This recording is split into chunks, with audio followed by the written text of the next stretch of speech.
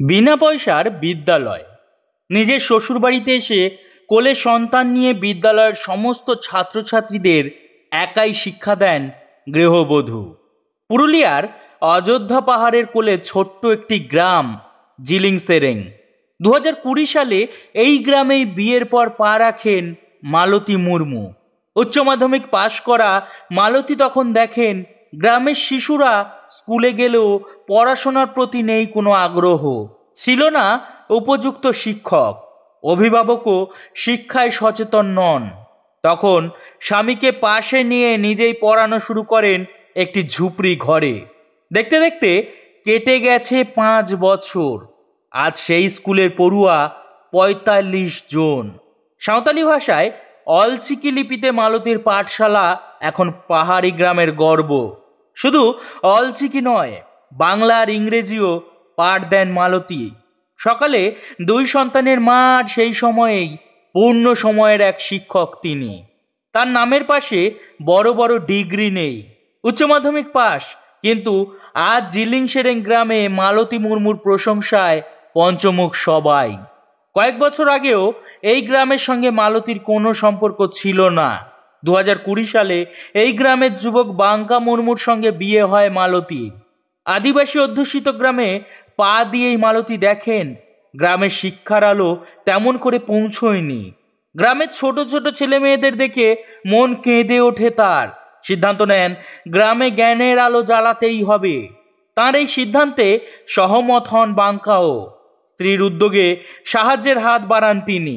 টিনের ছাউনি, মাটির দেওয়াল, সূর্যের আলো ওই ঘরের প্রতিটা কোণ আলোকিত করতে পারেনি, কিন্তু ওই আলো আধারে ঘেরা ঘর থেকে শিক্ষার আলো ছড়িয়ে পড়ছে পুরুলিয়ার অযোধ্যা পাহাড়ে জিলিং সেরেং গ্রামে।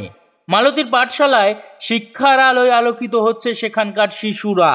গ্রামবাসীদের উদ্যোগে মাটির দেওয়াল ও টিনের ছাউনি দেওয়া ঘর হয়। 2টি রুম হয়েছে। এখন সেখানে 45 জন আদিবাসী ছেলে মেয়ে সকালবেলা আসে পড়াশোনা করতে। 4র্থ শ্রেণী পর্যন্ত বিনা পয়সায় শিশুদের পড়াশোনা করানো হয়। আবার সেখানে যাওয়া পর্যটকদের কাছে নিজেদের এই উদ্যোগের কথা জানান মালতীরা।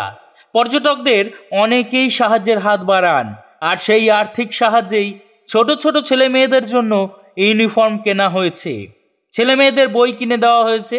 গ্রামবাসীরাই বলেন মালতীর স্কুলেই বাচ্চারা বেশি শিখছে। কেউ আবার স্কুল ছুট হচ্ছে না। ছোট ছোট শিশুরাও এখন মুখস্থ বলছে, নামতা বলছে ইংরেজি শব্দ। মালতীর পাশে আছেন তার স্বামী বাঙ্কা মুর্মু, যিনি সংসারের সব দায়িত্ব নিয়ে মালতীকে সময় দেন পড়ানোর জন্য। যদিও এখনো স্কুলে নেই আধুনিক যন্ত্রপাতি, নেই কম্পিউটার বা ঠিকমতো বই খাতাও, তবুও মালতী দমে যাননি। পুরুলিয়ার এক শিক্ষাবিদের কথায় এই মহিলার কাজ সারা দেশের জন্য অনুপ্রেরণা। তার এই কাজে মালতীর পরিবার ভীষণই খুশি এবং গর্বিত। পাহাড়ের কোলে দাঁড়িয়ে মালতীর স্কুল যেন একটা নিঃশব্দ বিপ্লব, যা বদলে দিচ্ছে ভবিষ্যৎ। তার নিজের 2 সন্তান রয়েছে, বাড়ির কাজও সামলাতে হয়। তার মধ্যে শিশুদের পড়াতে গিয়ে সংসারের কাজে কিছুটা সমস্যা হয়, তবে সেটাকে বিশেষ গুরুত্ব দিতে রাজি নন মালতী। তার চোখে যে আরো বড় স্বপ্ন, গ্রামের আদিবাসী ছেলে মেয়েদের শিক্ষার আলো পৌঁছে দিতে চান তিনি। সেখানে কোনো প্রতিবন্ধকতাকেই আমল দিতে চান না। মাটির দেওয়াল আর টিনের চালের ওই ঘরের দিকে এক দৃষ্টে তাকিয়ে রইলেন মালতী, যেখান থেকে শিশুরা পড়াশোনার পর হাসি মুখে বাড়ির পথ ধরেছে। ধন্যবাদ এতক্ষণ আমাদের সাথে থাকার জন্য। আমাদের ভিডিওগুলো যদি আপনাদের ভালো লাগে তবে অবশ্যই আমাদের পাশে থাকবেন।